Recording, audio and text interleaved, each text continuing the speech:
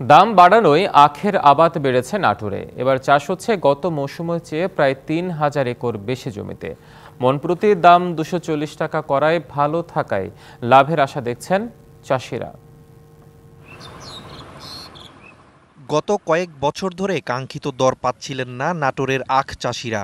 সেই সাথে ছিল মিল থেকে ঠিকমতো টাকা না পাওয়ার ভোগান্তি। অনেকে আখ চাষ থেকে মুখ ফিরিয়ে নেয়ায় কমে যায় নাটোর চিনিকলের উৎপাদন। সংকট সমাধানে গত ২ মৌসুমে মন প্রতি আখের দাম ৪০ টাকা বাড়ায় চিনি ও খাদ্য শিল্প কর্পোরেশন। এবছর আবারও ২০ টাকা বাড়িয়ে ২৪০ টাকা করা হয় আখের মন। কুশল খুব লাভজনক ফসল। কুশলটা মনে করেন করলে কম পরিশ্রম, লেবারটা কম লাগে মনে করেন। ২০ টাকা পার মনে বাড়া দিছে, তাতে সামনেতে আমরা আখ আরো বেশি লাগাবো। যমুনা স্মার্ট রেফ্রিজারেটর, স্মার্ট লাইফে স্মার্ট রেফ্রিজারেটর। ভালো দর থাকায় চাষিরা আবারও আগ্রহী হচ্ছেন আখের আবাদে। আমাদের বর্তমানে আখের যে মূল্য সরকার ৩ বার বাড়াইছে, বাড়ানোর পরে এখন হয়েছে ২৪০ টাকা।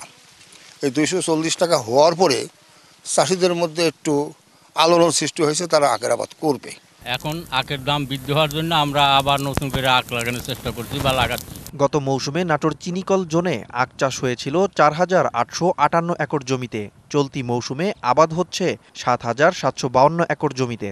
গত বছর আখের আবাদ ছিল ৪,৮৫৮ একর জমিতে। এবছর প্রায় 60% বেড়ে আখের আবাদ হয়েছে ৭,৭৫২ একর জমিতে।